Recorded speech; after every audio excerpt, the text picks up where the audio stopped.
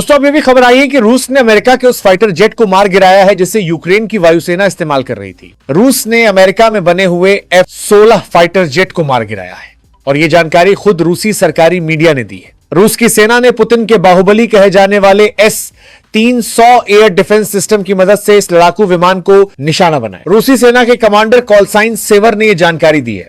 यह वीडियो, उपलब्ध रिपोर्ट्स, सैन्य विश्लेषण और मीडिया दावों पर आधारित है। दोस्तों जरा सोचिए, अगर एक रात अचानक दुनिया की दो सबसे बड़ी ताकतें आमने सामने आ जाएं, अगर आसमान में उड़ता एक फाइटर जेट अचानक रडार से गायब हो जाए और अगली सुबह दुनिया की हेडलाइंस चीख चीख कर कहें रूस ने गिराया अमेरिका का F-16। दोस्तों अगर यह खबर सच हो जाए तो इसका मतलब सिर्फ एक जेट का गिरना नहीं होता, इसका मतलब होता है तीसरे विश्व युद्ध की आहट। उस रात यूक्रेन के आसपास का इलाका पहले से ही तनाव में था। रूस और यूक्रेन की जंग चल रही थी, नाटो देश अलर्ट पर थे और अमेरिका हर मूव पर नजर रखे हुए था। रडार स्क्रीन पर हरी पीली लाइट्स छपक रही थी। एक हाई स्पीड ऑब्जेक्ट आसमान में दाखिल हो चुका था। नाम था F-16 फाइटिंग फाल्कन, अमेरिका का सबसे भरोसेमंद फाइटर जेट। दोस्तों F-16 कोई आम जेट नहीं है, यह वही जेट है जिसने इराक युद्ध देखा, अफगानिस्तान में उड़ान भरी और जिसे अमेरिका अपने सबसे करीबी सहयोगियों को ही देता है। इस जेट का आसमान में होना मतलब होता है कुछ बहुत बड़ा होने वाला है। उन्होंने बताया कि अचानक बीप बीप की आवाज आई, कुछ सेकंड बाद स्क्रीन पर एक डॉट गायब। कोई समझ नहीं पा रहा था यह टेक्निकल फेल्योर है या कुछ और। इधर रूस की एयर डिफेंस यूनिट्स पहले से हाई अलर्ट पर थी। S-400 मिसाइल सिस्टम दुनिया के सबसे खतरनाक एयर डिफेंस सिस्टम्स में से एक। रूस का दावा रहा है हमारा सिस्टम किसी भी जेट को 400 किलोमीटर दूर से ट्रैक कर सकता है। अब सवाल यह था क्या F-16 उस रेड लाइन को पार कर गया था? कुछ ही घंटों में सोशल मीडिया पर आग लग गई, ट्वीट्स आने लगे, jet down, Russian defence activated, और फिर एक चैनल ने वो लाइन चला दी जिसने दुनिया हिला दी। Russia shoots down US F-16। अब आप सोचेंगे ट्रंप का इसमें क्या रोल?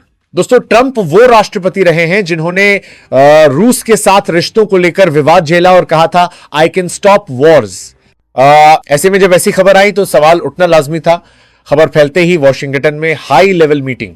दोस्तों मिलिट्री ऑपरेशंस में हर चीज तुरंत सामने नहीं आती। कई बार जेट क्रैश करता है, सिग्नल लॉस होता है या जानबूझकर जानकारी रोकी जाती है और यहीं से सस्पेंस शुरू होता है।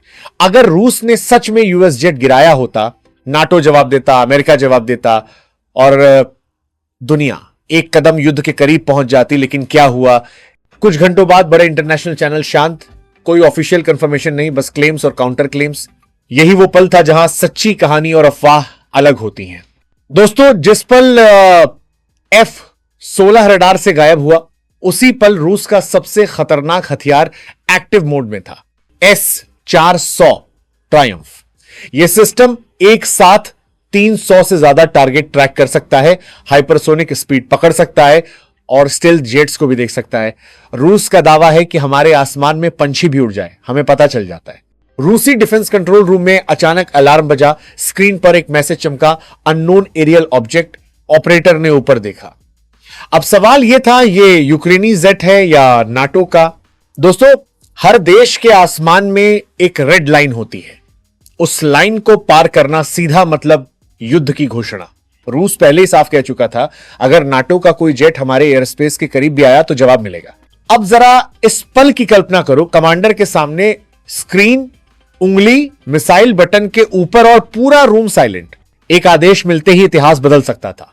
संकेत मिलते ही रूस ने S-400 से मिसाइल दाग दी और F-16 को गिरा दिया। जेट ने इमरजेंसी मैन्यूवर किया और सिग्नल लॉस हुआ। अब सच क्या है चलिए जानते हैं दोस्तों। अगर अमेरिका का जेट गिरता तो क्या अमेरिका चुप रहता? क्या पेंटागन प्रेस कॉन्फ्रेंस नहीं करता? क्या नाटो मीटिंग नहीं होती? क्या ओन हिल नहीं जाता? लेकिन कुछ नहीं हुआ और यही बात सबसे ज्यादा डराने वाली है, क्योंकि आज की जंग सिर्फ मिसाइलों से नहीं लड़ी जाती। आज की जंग होती है हेडलाइंस से, अफवाहों से, डर से। अगर लोगों को लगे रूस और अमेरिका टकरा गए तो मार्केट गिरेगा, देश घबराएंगे और असली खिलाड़ी फायदा उठाएंगे। लेकिन अभी तक ऐसा कुछ नहीं हुआ। इसी बीच ट्रंप के पुराने बयान वायरल होने लगे। NATO is a burden, I can talk to Putin. लोग कहने लगे अगर ट्रंप होते तो यह नौबत नहीं आती। यहीं से राजनीति ने आग पकड़ ली, क्योंकि पुतिन कभी सीधे नहीं खेलते। उनका स्टाइल है सामने से शांति, पीछे से दबाव। ऐसी खबरें दुश्मन की नब्ज चेक करती हैं, क्योंकि इतिहास गवाह है। एक छोटी सी घटना 1914 में पूरी दुनिया को युद्ध में झोंक चुकी है, और आज हथियार उससे 100 गुना ज्यादा खतरनाक है। दोस्तों, उस रात कोई ऑफिशियल पुष्टि नहीं, कोई मलबा नहीं, कोई पायलट नहीं, बस अफवाह, डर और सस्पेंस। अब जरा एक कदम पीछे चलते हैं, क्योंकि किसी भी कहानी में सबसे जरूरी सवाल होता है ये, जेट वहां गया ही क्यों? F-16 जब उड़ता है तो सिर्फ आसमान में नहीं उड़ता, वो राजनीतिक संदेश लेकर उड़ता है। इस जेट का मतलब होता है सर्वेलेंस, पावर शो, वार्निंग, और यह सब यूं ही नहीं किया जाता। दोस्तों, नाटो जानता है रूस सीधी लड़ाई से नहीं डरता, लेकिन रूस एक चीज से डरता है, घेराबंदी। एक एक करके यूक्रेन, बाल्टिक देश, पोलैंड, फिनलैंड। अब सवाल, अगर नाटो का जेट रूस के करीब उड़ता है तो रूस क्या करेगा? यही टेस्ट किया जा रहा था। कुछ रिपोर्ट्स कहती हैं रडार लॉक मिला था, मिसाइल नहीं चली। दोस्तों, रडार लॉक ही सबसे बड़ा डर होता है, और कई बार युद्ध बिना गोली चलाए यही जीत लिया जाता है। अब यह सवाल जरूरी है, अगर अमेरिका चाहता तो जवाब दे सकता था, लेकिन उसने नहीं दिया। क्यों? क्योंकि एक जेट के लिए पूरी दुनिया को आग में नहीं झोंका जाता, और यही स्मार्ट पावर होती है। दोस्तों, आज की दुनिया में जो दिखा वही बिका। कुछ यूट्यूब चैनल, कुछ हेडलाइंस और अफवाह। लोगों को लगा युद्ध शुरू, लेकिन असली खिलाड़ी शांत बैठे थे। दोस्तों, उस रात ना कोई मलबा मिला, ना कोई पायलट, ना कोई ऑफिशियल बयान, लेकिन दुनिया डर गई, और यही सबसे बड़ी जीत थी। दूसरी तरफ भारत सभी चीज औ पे ध्यान से देख रहा था, क्योंकि भारत जानता है आज रूस, अमेरिका, कल कोई और युद्ध का असर सीधे तेल, डॉलर और हथियारों पर पड़ता है। भारत चुप था, लेकिन बेखबर नहीं। अब सवाल यह है, क्या यह आखिरी चेतावनी थी या सिर्फ ट्रेलर? क्या अगली बार सिर्फ रडार लॉक नहीं, मिसाइल चलेगी? दोस्तों, अब जरा रुक कर सोचिए, अगर बिना एक भी मिसाइल चले, अगर बिना एक भी सैनिक मरे, और अगर बिना एक भी शहर जले, युद्ध रुक जाए, अगला पल क्या होगा? और आज इसी डर पर आज की सुपर पावर राज करती हैं। Russia shot down US F-16। बस इतनी सी लाइन शेयर हुआ, वायरल हुआ, और बहस शुरू, डर फैला, और किसी को यह सोचने का टाइम नहीं मिला कि यही सबसे खतरनाक बात है। बिना किसी पुष्टि और सबूत के अफवाह फैलता जा रहा है। दोस्तों, चैनल युद्ध नहीं चाहता, लेकिन डर बिकता है, गुस्सा बिकता है, युद्ध की आशंका बिकती है, और जब यह बिकता है तो सच्चाई पीछे छूट जाती है। अब फाइनल जवाब सुनिए। उस रात कोई वर्ल्ड वॉर शुरू नहीं हुआ, नहीं कोई ऑफिशियल कंफर्मेशन नहीं आया, लेकिन दुनिया को यह दिखा दिया गया कि हो सकता है, और बस यही काफी था। दोस्तों, आज का खतरा यह नहीं है कि कोई न्यूक्लियर बटन दबा देगा।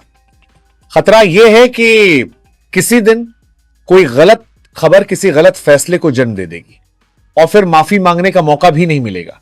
सच यह है, पुतिन युद्ध से नहीं डरता, अमेरिका युद्ध से बचता है, लेकिन दोनों डर का इस्तेमाल करना जानते हैं। एक चेतावनी देता है, दूसरा प्रतिक्रिया देखता है, और दुनिया बीच में सांस रोके बैठी रहती है। इस पूरे ड्रामे में अगर कोई शांत था तो वो था भारत। ना उकसावा, ना बयानबाजी, ना जल्दबाजी, क्योंकि भारत जानता है जो शोर करता है वही अक्सर कमजोर होता है। आज लड़ाई बॉर्डर पर नहीं होती, आज लड़ाई होती है आपके मोबाइल स्क्रीन पर, आपके दिमाग में, आपकी सोच में, और जो अपनी सोच कंट्रोल कर ले वही असली सुपर पावर है। सोच बदलने वाली आखिरी बात, अगर कल को हेडलाइन आए एक और जेट गिरा, एक और टकराव, तो डरिए मत। पूछिए कौन बोल रहा है, क्यों बोल रहा है, किसके फायदे के लिए, क्योंकि अगला युद्ध शायद बंदूक से नहीं, आपके भरोसे से लड़ा जाएगा। दोस्तों, आज जेट नहीं गिरा, लेकिन अगर हम सोचने की ताकत हार गए तो कल पूरी दुनिया गिर सकती है। अगर आपको लगता है कि दुनिया को सच्चाई जाननी चाहिए, लाइक करें। अगर आप डर नहीं समझ के साथ न्यूज देखना चाहते हैं, सब्सक्राइब करें, और कमेंट में लिखिए, क्या अगला टकराव सिर्फ खबर होगा या हकीकत?